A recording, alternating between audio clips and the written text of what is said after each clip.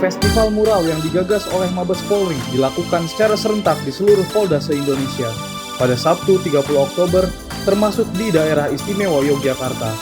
Dengan mengusung tema peran generasi muda berkreasi menyampaikan informasi positif di masa pandemi, festival mural yang diikuti oleh seniman seni rupa ini berupaya menjawab tantangan publik bahwa polisi tidak anti kritik.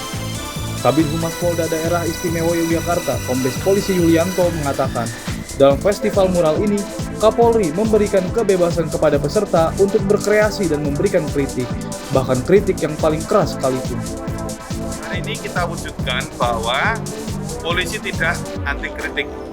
Tadi Pak Kapolri juga sudah menyampaikan bahwa silahkan berkreasi di media mural ini, mau yang negatif, mau yang positif. Bahkan beliau tadi menyampaikan yang negatif pun yang paling keras kritikannya kepada Polri akan menjadi sahabatnya Pak Kapolri. Salah satu dewan juri dalam festival mural ini adalah Sumbo Tinarbuko, seorang seniman sekaligus dosen Institusi Seni Indonesia atau ISI Yogyakarta. Dia mengatakan, penggunaan bahasa seni rupa berbentuk pesan verbal jangan dianggap sebagai kritik yang menyudutkan.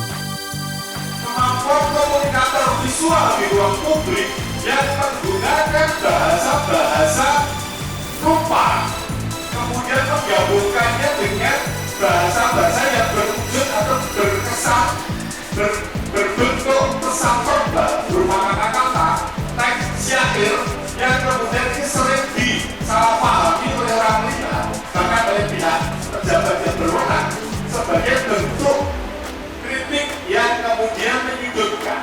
Padahal sejatinya semuanya itu adalah fenomena simbolik yang harus dipahami secara merdeka, tidak hanya dipahami secara.